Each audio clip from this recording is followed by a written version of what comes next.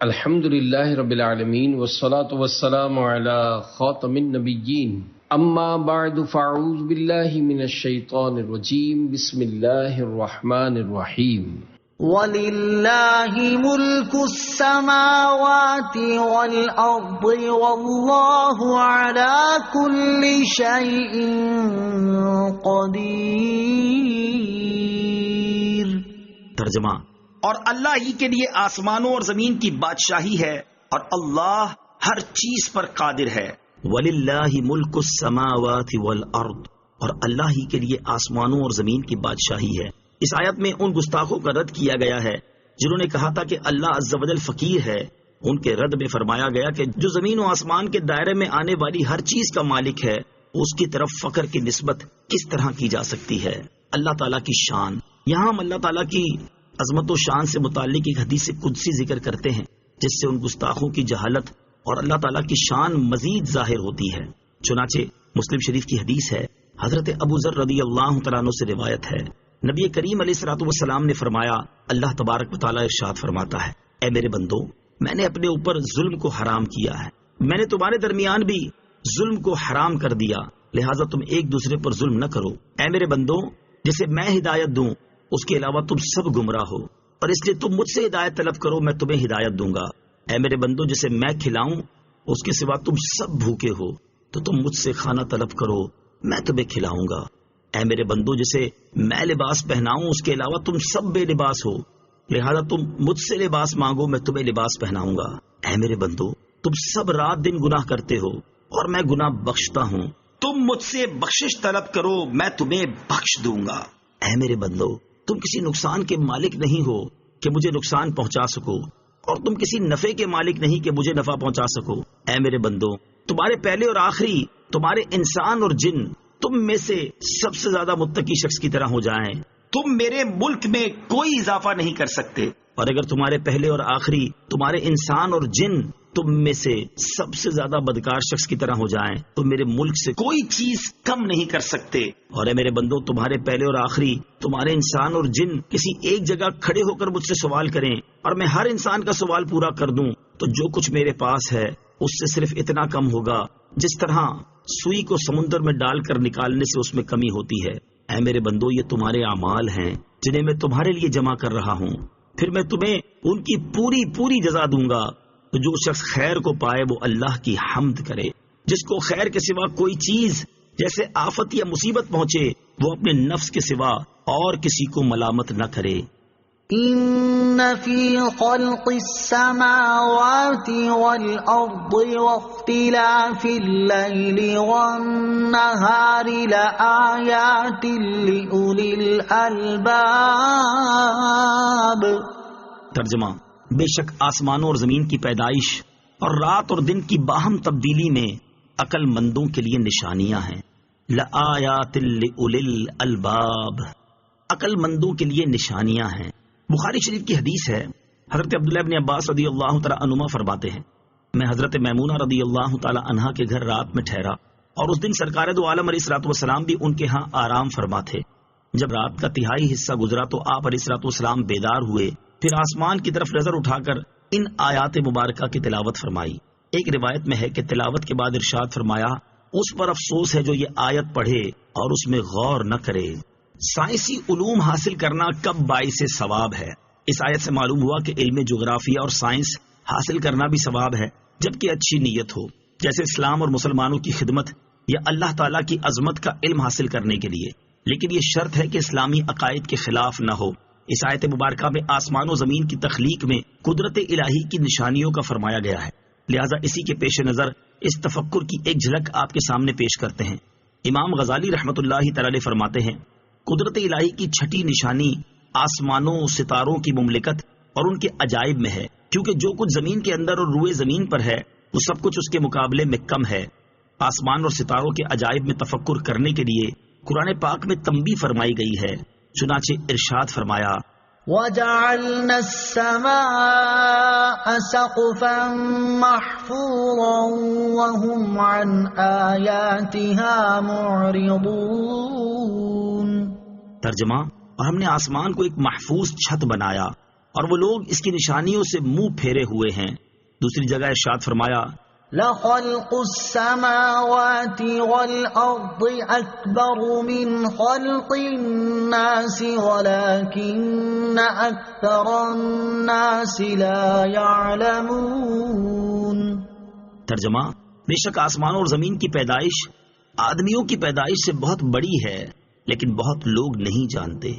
تو تمہیں حکم دیا گیا کہ زمین و آسمان کی تخلیق میں غور و فکر کرو۔ آسمان کی نیلاہٹ اور ستاروں کی ٹمٹماہٹ کو دیکھ لینا غور نہیں کہ یہ تو جانور بھی کر لیتے ہیں، بلکہ مقام افسوس تو یہ ہے کہ تو اپنے عجائب اور اپنی ذات کو جو تیرے پاس ہیں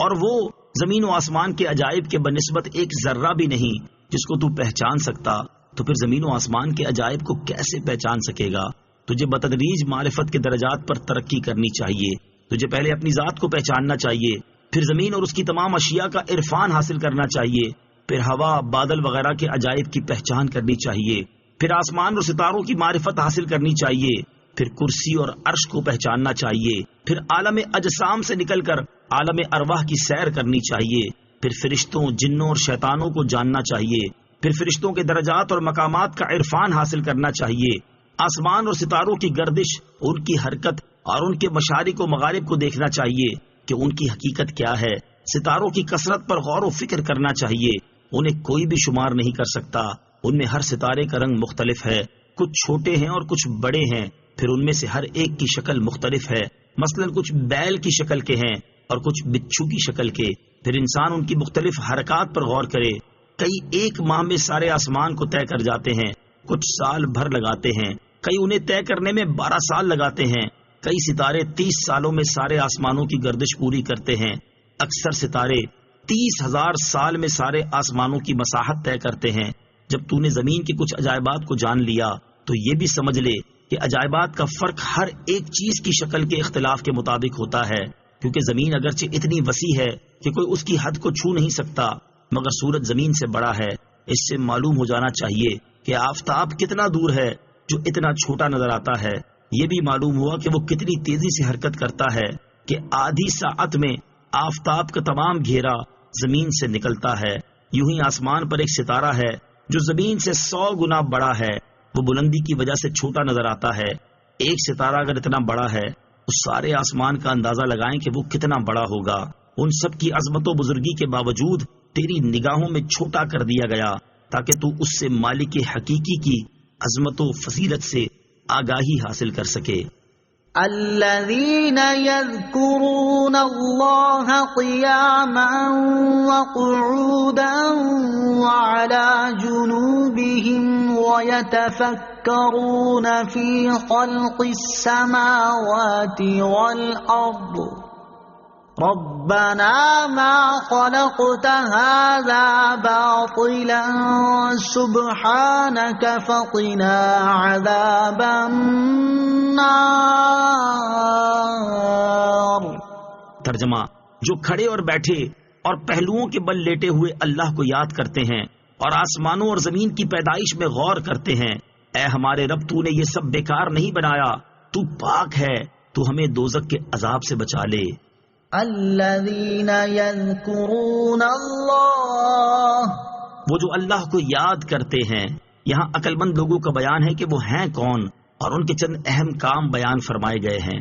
عقل مند لوگوں کے اہم کام: نمبر 1، عقل مند لوگ کھڑے، بیٹھے اور بستروں پر لیٹے ہر حال میں اللہ تعالیٰ کا ذکر کرتے ہیں، مولا کریم کی یاد ہر وقت ان کے دلوں پر چھائی رہتی ہے۔ نمبر 2، عقل مند لوگ کائنات میں غور و فکر کرتے ہیں، آسمانوں اور زمین کی پیدائش اور کائنات کے دیگر عجائبات میں غور کرتے ہیں، اور ان کا مقصد اللہ تعالیٰ کی عظمت و قدرت کا زیادہ سے زیادہ علم حاصل کرنا ہے۔ نمبر 3، کائنات میں غور و فکر کے بعد اللہ تعالیٰ کی عظمت ان پر آشکار ہوتی ہے، اور ان کے دل اللہ عز و جل کی عظمت کے سامنے جھک جاتے ہیں، اور ان کی زبانیں اللہ عز و جل کی عظمت کے ترانے پڑھتی ہیں۔ نمبر 4، اللہ تعالیٰ کی بارگاہ میں دوزخ کے عذاب سے پناہ مانگتے ہیں۔ مذکورہ بالا تمام چیزیں کامل الایمان لوگوں کے اوصاف ہیں، ان کو حاصل کرنے کی کوشش کرنی چاہیے۔ ہمارے اسلاف اللہ عز و جل کی یاد میں بہت رغبت کرتے تھے، چنانچہ حضرت سری سقطی رحمت اللہ تعالی فرماتے ہیں، میں نے حضرت جرجانی رحمت اللہ تعالی کے پاس ستو دیکھے جس سے وہ بھوک مٹا لیتے تھے۔ میں نے کہا، آپ کھانا اور دوسری اشیاء کیوں نہیں کھاتے؟ آپ نے فرمایا میں نے چبانے اور یہ ستو کھا کر گزارا کرنے میں 90 تسبیحات کا فرق پایا ہے، لہذا 40 سال سے میں نے روٹی نہیں چبائی تاکہ ان تسبیحات کا وقت ضائع نہ ہو۔ حضرت جنید بغدادی رحمۃ اللہ تعالی علیہ کا معمول یہ تھا کہ آپ بازار جاتے اور اپنی دکان کھول کر اس کے آگے پردہ ڈال دیتے اور 400 رکعت نفل ادا کر کے دکان بند کر کے گھر واپس آ جاتے۔ جس طرح کسی کی عظمت، قدرت، حکمت اور علم کی معرفت حاصل کرنے کا ایک اہم ذریعہ اس کی بنائی ہوئی چیز ہوتی ہے کہ اس میں غور و فکر کرنے سے یہ سب چیزیں آشکار ہو جاتی ہیں، اسی طرح اللہ تعالیٰ کی عظمت، قدرت، حکمت، وحدانیت اور اس کے علم کی پہچان حاصل کرنے کا بہت بڑا ذریعہ اس کی پیدا کی ہوئی یہ کائنات ہے۔ اس میں موجود تمام چیزیں اپنے خالق کی وحدانیت پر دلالت کرنے والی، اس کی جلال و کبریائی کی مظہر ہیں، اور ان میں تفکر اور تدبر کرنے سے خالق کائنات کی معرفت حاصل ہوتی ہے۔ یہی وجہ ہے کہ قرآن مجید میں بکثرت مقامات پر اس کائنات میں موجود مختلف چیزوں جیسے انسانوں کی تخلیق، زمین و آسمان کی بناوٹ، زمین کی پیداوار، ہوا اور بارش، سمندر میں کشتیوں کی روانی، زبانوں اور رنگوں کا اختلاف وغیرہ بے شمار اشیاء میں غور و فکر کرنے کی دعوت اور ترغیب دی گئی تاکہ انسان ان میں غور و فکر کے ذریعے اپنے حقیقی رب عز و جل کو پہچانے، صرف اسی کی عبادت بجا لائے اور اس کے تمام احکام پر عمل کرے۔ امام محمد غزالی علیہ رحمت اللہ الوالی فرماتے ہیں، آسمان اپنے ستاروں، سورج، چاند، ان کی حرکت اور طلوع و غروب میں ان کی گردش کے ساتھ دیکھا جاتا ہے۔ زمین کا مشاہدہ اس کے پہاڑوں، نہروں، دریاؤں، حیوانات، نباتات اور ان چیزوں کے ساتھ ہوتا ہے جو آسمان اور زمین کے درمیان ہیں، جیسے بادل، بارش، برف،